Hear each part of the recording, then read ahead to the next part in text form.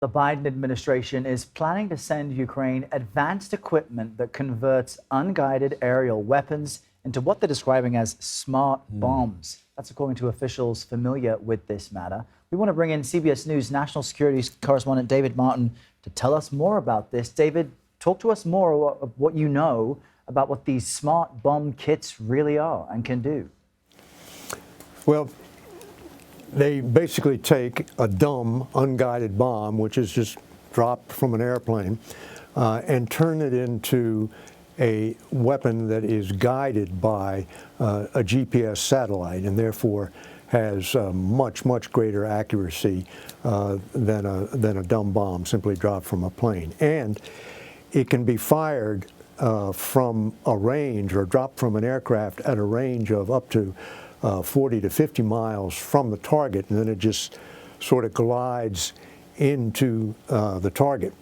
So you take an existing supply of dumb bombs, of which Ukraine has plenty, and you turn them into smart bombs, which they don't have any of, and you create this whole new weapon system. Now, the point of doing this is that the long-range artillery and rockets that the U.S. has been giving Ukraine, the 155 millimeter howitzers and the long-range rockets we call HIMARS, have been proving very effective, but the Ukrainians are using them at an unsustainable rate. Now, Ukraine is under attack, and they're fighting for their lives and for their country, so it's kind of hard to tell them not to fire off so much ammo. But the fact is, they're using it up faster than we can resupply them.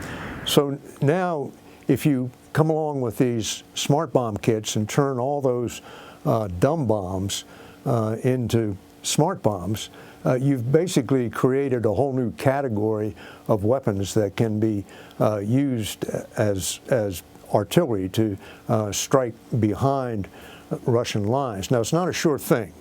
You put an aircraft up to release one of these weapons, and of course, it then becomes vulnerable to Russian air defense systems. So it's not a guarantee that this is going to turn any tides of battle, but it is a way of continuing the high rate of fire that the Ukrainians are using.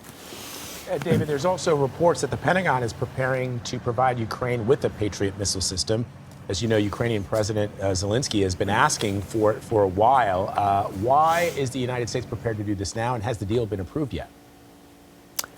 Well, it's certainly been approved in concept. I don't know if President Biden has actually signed the order, but it is widely expected to be announced perhaps as early as today or early next week.